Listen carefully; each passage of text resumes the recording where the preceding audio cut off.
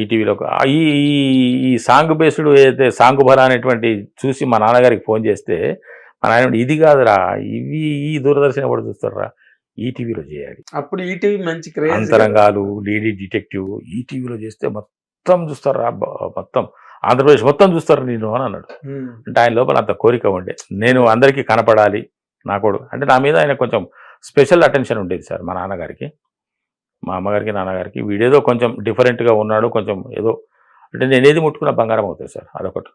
నేను ఏ పని చేసినా కూడా భగవదానుగ్రహం వల్ల నేను ప్రతి ఏ పని చేసినా నేను డెఫినెట్గా సక్సెస్ అవుతాను సార్. దాంట్లో సంతోషం, ఖచ్చితంగా సక్సెస్ అవుతాను. అది దేవుని అనుగ్రహం నాకు ఆ విధంగా ఉన్నది. What ever the work maybe నేను ఒక పని చేస్తాను అంటే సక్సెస్ అవుతుంది.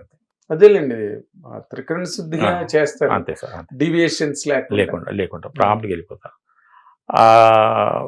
అప్పుడు నేను ఈటీవీ ఆఫీస్కి వెళ్ళాను, మయూరి ఉషా కిరణ్ మూవీస్ బేగంపేటలో ఉన్న ఆఫీస్కి వెళ్ళి అక్కడ ఒక ఫోటో ఇచ్చేసి క్యారెక్టర్ ఎప్పుడైనా అవకాశం ఉంటే క్యారెక్టర్ చూడండి అని చెప్పేసి నాకు ఒక 10 రోజుల లోపల 15 రోజుల లోపల కాల్ వచ్చింది.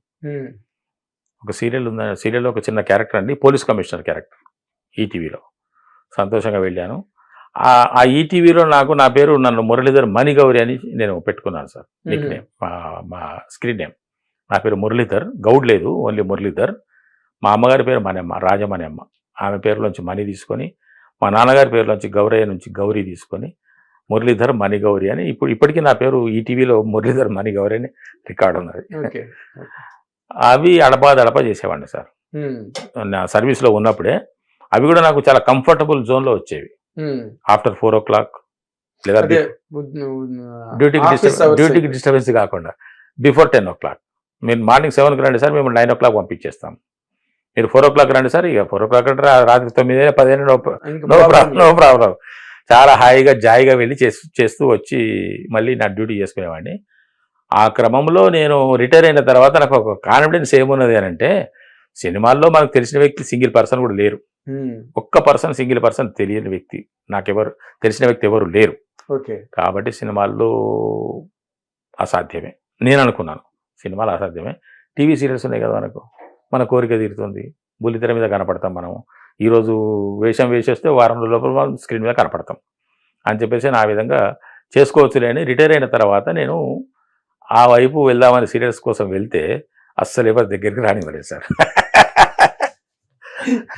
అదేంటి మహా కష్టం అనిపించింది. సీరియల్స్ లో వేషాలు దొరకడం కూడా చాలా కష్టం సార్. అవునండి, అనిపించింది, ఏది సులభం కాదు కదా. ఇలాగా తిరుగుతూ ఉంటే ఒక 1 month 2 months కొంచెం ఇబ్బంది అనిపించింది. ఆ తర్వాత నెలకు 2 రోజులు 3 రోజులు రావడము, మిగతా 20 రోజులు ఖాళీగా ఉండడము. ఆ 20 రోజులు ప్రతిరోజు మళ్ళీ తిరుగుడు, ఎక్కడెక్కడ ఆఫీసులు చూడటము, తిరగటము. TV serials, only TV serials. Cinema office ఎలా ఉంటుందో కూడా నాకు తెలియదు సార్. ఈ సీరియల్స్ చేస్తున్న క్రమంలో అది కూడా నాకు గొప్పగా అనిపించింది. కొంతమంది 2 months నుంచి మేము చేయలేదు సార్, 1 month అయ్యే సార్ చేయకుండా, 15 నుంచి చేయటం లేదు, నేను 3 నెలల నుంచి చేయటం లేదు అనుకున్న పరిస్థితుల్లో నేను నెలకు 3 రోజులు 4 రోజులు 5 రోజులు చేస్తున్నాను. చాలా బిజీగా అన్నట్టు అనిపించింది. మిగతా వాళ్ళతో పోల్చుకుంటే ఓహో ఐఎమ్ బెటర్ దాన్ దేమ్ అనుకున్నా. వాళ్ళు ఎంతో కాలం నుంచి ఇండస్ట్రీలో ఉంటున్న వాళ్ళు. ఎప్పుడు అడిగినా మేము చెన్నై నుంచి అని కథలు మొదలు పెడతారు వాళ్ళు. మేము వాళ్ళతో చేసాం, వీళ్ళతో చేసాం. నాకే 5 రోజులు 6 రోజులు చివరికి వస్తే 10 రోజుల కాడికి వచ్చింది. Every month 10 days.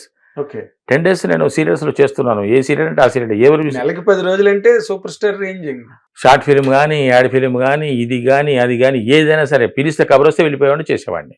అట్లా ఉన్న సందర్భంగా ఒకరిద్దరు డైరెక్టర్లు ఆ టీవీ సీరియల్స్లో నా పర్ఫార్మెన్స్ చూసి, సార్ మీరు సినిమాల్లో ఎందుకు ట్రై చేసుకోరు సార్, చేసుకోండి, మీరు మంచి ఈజ్ ఉంది, మంచి పర్ఫార్మెన్స్ చేస్తున్నారు, మీరు డైలాగ్ బాగా చెప్తున్నారు, మీరు సినిమాలో ట్రై చేసుకుంటే ఇప్పుడు కొంత మీ ఏజ్ గ్రూప్కి కొంత గ్యాప్ ఉన్నది, అదృష్టవశాత్తు మీకు కనుక మంచి క్యారెక్టర్లు వస్తే మీరు మంచి ఫ్యూచర్ ఉంటుంది సార్ మీకు అని చెప్పేసి ఒకరిద్దరు డైరెక్టర్లు సజెషన్ చేశారు.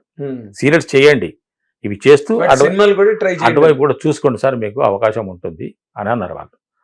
అప్పుడు నేను నా తోటి నటీనటుల్ని ఎట్లా ఈ సినిమా ఆఫీసులు అంటే ఎట్లా అప్రోచ్ కావాలి, ఎలా కలవాలి, ఎవరిని కలవాలి అంటే బోర్డు ఆఫీసులు ఉంటాయి సార్. ఆఫీసులకు పోండి, ఆ ఫోటోలు ఇవ్వండి, వాళ్ళే పిలుస్తారు, వాళ్ళే వేషాలు ఇస్తారు. అవునా, అంత ఈజీగా ఇస్తారు వేషాలు అనుకొని అప్పుడు వాళ్ళతో పాటే నేను తిరిగేవాడిని. తిరిగితే ఎప్పుడు కూడా నాకు అవకాశాలు రాలేదు సార్. అయితే కొన్ని అవకాశాలు ఎట్లా వచ్చినాయంటే గుంపులో ఒక 50-100 మంది గుంపులు ఉన్నప్పుడు కంపెనీ ఆర్టిస్ట్ అని ఒక 5-6 పిలుస్తారు వీళ్ళు. ఒక 50 మంది ఉంటే అవును కంపెనీ వీళ్ళని అక్కడ నిలబెడతారు. డైలాగ్ ఉండవు ఏముండవు, ఊరికి నిలబడాలి. అట్మాస్ఫియర్ ప్రాపర్టీ అట్మాస్ఫియర్ కింద నిలబెడతారు. అలాగే వెళ్ళాను. అలాగే ఎందుకు వెళ్ళాను అంటే అది అంటే ఏమాత్రం నోటీస్ చేయబడని క్యారెక్టర్ అయినా ఎందుకు వెళ్ళాను అంటే అసలు సినిమా షూటింగ్ ఎలా ఉంటుంది, అక్కడ అట్మాస్ఫియర్ ఎలా ఉంటుంది, యాక్టర్లు ఏం చేస్తారు, డైరెక్టర్ ఏం చెప్తాడు, వాళ్ళు ఎలా ఉంటారు, వీళ్ళు ఎలా ఉంటారు, ఎలా దాని టేకింగ్ ఎలా ఉంటుందో చూద్దామని చెప్పేసి అని అప్పటికి సీరియల్స్ చేసిన అనుభవం ఉన్నది కాబట్టి కెమెరా గురించి నాకు కొంచెం సెన్స్ ఉన్నది కాబట్టి చూద్దామని చెప్పేసి వెళ్ళాను సార్. వెళ్ళి బాగా గమనించాను.